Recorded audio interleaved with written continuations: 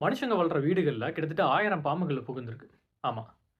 சென்னையில கடந்த 2 வாரமா பெஞ்ச மழை காரணமா தாழ்வு பகுதியில வந்துட்டு மழை தண்ணி போயிருக்குது. அங்கிருந்து பாம்புங்க எல்லாம் மேல் மட்டத்த நோக்கி வர ஆரம்பிக்க, மனுஷங்க குடியிருந்த வீடுகள்லயும், பில்டிங் மேலயும் ஏற ஆரம்பிச்சிருக்கு.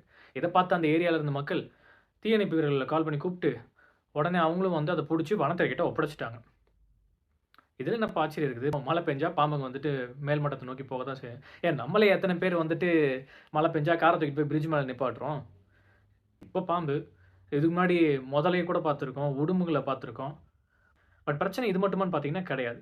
ஏன்னா ஆவடியில குடியிருக்கிற ஒருத்தர் என்ன சொல்லியிருக்காருன்னு பார்த்தா, அவங்க ஏரியால மழை பெஞ்சு சாக்கடை பகுதி எல்லாமே வந்துட்டு ரோட்டு மேல ஏறியிருக்கு. ஆனா இது வந்துட்டு பல ஏரியால இருக்கிறது தானப்பா, மழை பெஞ்சா சாக்கடை மேல வர்றது தானே சென்னையில நெறைய ஏரியாலன்னு பார்த்தா, அவரு என்ன சொல்றாருன்னா, கிட்டத்தட்ட இது 20 வருஷமா இதே பிரச்சனை தான் நடந்துட்டு இருக்கு. முன்னாடி இதுக்காக காசுலாம் வந்துட்டு வீடு வீடா வசூல் வச்சிருக்காங்க. ஆனா எதுவுமே வந்துட்டு இன்னும் சரி செய்யப்படல அப்படின்னு சொல்லியிருக்காரு. ஆனா பார்த்தீங்கன்னா சரி செய்யப்படலன்னு நம்ம எதுவுமே சொல்லிட முடியாது. ஏன்னா நாளைக்கு சென்ட்ரல் கவர்ன்மென்ட்டும், ஸ்டேட் கவர்ன்மென்ட்டும் சேர்ந்துட்டு சரி செய்ற பணியில வந்துட்டு ப்ராஜெக்ட் எடுத்து செஞ்சிருக்காங்க. பட் இது எந்த அளவுக்கு எஃபெக்டிவா இருக்குன்ட்டு, இன்னும் எந்தெந்த ஏரியால இது எஃபெக்டிவா இருக்குன்னு சொல்லிட்டு நம்மளால இன்னும் பார்க்க முடியல. ஏன்னா இப்பயே மழைகள் வந்துட்டு வரதுனால நெறைய இடத்துல வந்துட்டு கம்ப்ளைண்ட்ஸ் வர ஆரம்பிச்சது. சாக்கடை தண்ணி மேல ஏற ஆரம்பிச்சுது. பட் பார்த்தீங்கன்னா, வேளச்சேரியில கொஞ்சம் வருஷங்களுக்கு முன்னாடி மழை பெஞ்சு அங்க இருந்த கொலாப்ஸ் ஆயிருக்குது. உள்ள இருந்த 2 ஊழியர்களும் அதுல வந்துட்டு புதைஞ்சிருக்காங்க. 2 நாளா மழை பெய்யுது. உள்ளார அவங்க எப்படி இருக்காங்கன்னு கூட யாருக்குமே தெரியல. 3வது நாள் மழை நின்னு மீட்பு பணியில இறங்குறாங்க. தோண்டி வெளியில எடுக்குறாங்க. மொத நாளே அவங்க உயிர் பிரிஞ்சிருக்கு.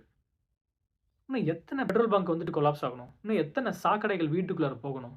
இன்னும் எத்தன உயிரினங்கள் வந்துட்டு மழையில வெளியில வரத பார்த்து நம்ம பயப்படணும்? இது இயற்கை சீற்றம்ன்னு சொல்ட்டு போலான்னு பார்த்தா, இதுக்கான சரியா இன்ஃப்ராஸ்ட்ரக்சர்ஸும் நம்ம வச்சுக்கணுமோன்னு தோணுது. பாம்பையும், முதலையும் மழை பெஞ்சா வீட்டுக்கு வராதீங்கன்னு நம்மளால சொல்ல முடியாது.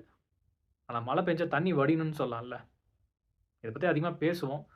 பேசுறதை கேட்பாங்க. கேட்டு யோசிப்பாங்க. செயல்ல பார்க்கலாம்.